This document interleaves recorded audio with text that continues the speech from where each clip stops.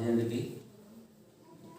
आज हम ये पत्रकार वार्ता इसलिए कर रहे हैं कि एक हमारा मुद्दा है महंगाई, जिससे लोग परेशान हैं, और दूसरा मुद्दा है हमारा आज 8 दिन हो गए हैं नौजवानों को, युवाओं को बीजेपी के दफ्तर के सामने एजिटेशन करते हुए, और सरकार ने, अंधी बहरी सरकार ने उनकी एक बात नहीं सुनी, उल्टा उनको हरासमेंट किया और उनका टेंट फाड़ दिया। बारिश में भी वो लोग बेचारे भीगते रहे, वहाँ भूखे प्यासे वो अपनी एजुटेशन कर रहे हैं। सरकार के आगे रिक्वेस्ट कर रहे हैं, प्रार्थना कर रहे हैं कि हमारा मेडिकल भी पास हो गया, रिटर्न टेस्ट भी पास हो गया। अगर बीएसएफ का डीजी और सीआईएसएफ का जी अफसर जी कह रहे हैं हमारे पास 7000 पोस्टें हैं, तो इन लोगों ने, इस सरकार ने उन बच्चों की बात सुननी चाहिए, और जी हमारी युवा शक्ति जो है इसको नाराज़ नहीं करना चाहिए। और अगर ये इनकी मांग पूरी नहीं हुई तो आपको पता होना चाहिए, मैं इस चैनल के माध्यम से सरकार को ये जताना चाहता हूँ कि युवा दिन ब दिन रोष में आया जाएगा, और जो नौजवान है वो भड़क जाएगा, जम्मू कश्मीर का जो माहौल है वो ख़राब हो जाएगा, शांति भंग हो जाएगी। तो इसलिए इनकी मांग जल्द से जल्द सुननी चाहिए। दूसरा मुद्दा हमारा ये है कि महंगाई है, लॉकडाउन 2 महीने रहा, दुकानें बंद रहीं, बिजनेस लोगों के बंद रहे।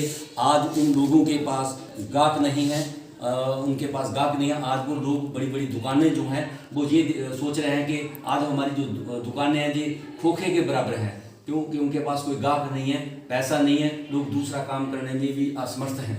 तो इसलिए महंगाई बहुत हो गई है, लोगों के पास पैसा नहीं है, शॉपिंग करने के लिए लोगों के पास पैसा नहीं है।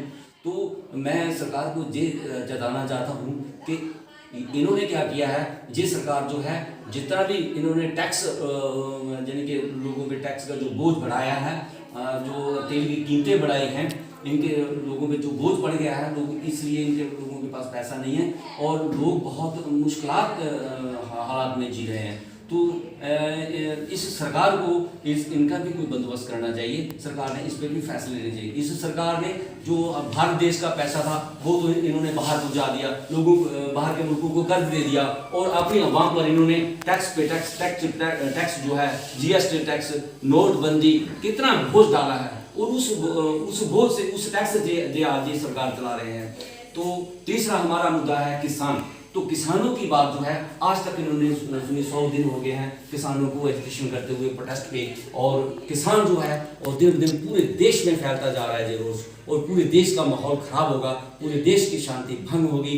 तो इस मोदी सरकार को जूं तक नहीं रेंग रही है, और ये मोदी अंधी गूंगी बहरी जो सरकार है, इसको देश का माहौल खराब करने का कोई अधिकार नहीं है, और इसको बने रहने का कोई अधिकार नहीं है। इसलिए फौरन ये किसानों की मांगे जो है पूरी करनी चाहिए, और किसान बिल जो काले कानून हैं इन्होंने रोल बैक करने चाहिए, और जो तेल की कीमतें इन्होंने बढ़ाई हैं, गैस की कीमतें बढ़ाई हैं, इनको कम करना चाहिए और लोगों को राहत देनी चाहिए। जो गाँव के जो छोटे किसान हैं, छोटे किसान हैं, मजदूर हैं, अगर उनको राहत नहीं मिलेगी वो कहाँ जाएंगे? जो देश का अन्नदाता है, किसान हमारा देश का अन्नदाता है, और इस अन्नदाता ही अगर परेशान हो जाएगा तो देश कैसे चलेगा? यही लोग सरकार बनाते हैं, यही लोग सरकार को गिराने की हस्ती रखते हैं। तो इसलिए किसान का जो बेटा है वो आंतरिक सुरक्षा कर रहा है, पैरामिलिट्री फोर्स में भी है, और जो बर्फ में, जो सीमाओं पे जो नौजवान हैं वो किसानों के बेटे हैं, ना कि किसी सेठ के बेटे हैं, ना अडानी अवानी के बेटे हैं, ना मोदी का कोई बेटा है। ये किसानों के बेटे हैं जो बाहर सीमा में पहरा दे रहे हैं, बर्फ में सो रहे हैं, बर्फ में जा रहे हैं, लेकिन फिर भी इस सरकार ने उनकी तनख्वाही काटी, इनका डीए अभी तक नहीं दिया इन्होंने। तो शेम होनी चाहिए इस सरकार को, शर्म होनी चाहिए, इसको बनेगा सरकार में बने रहने का कोई अधिकार नहीं है। जय हिंद, जय भारत।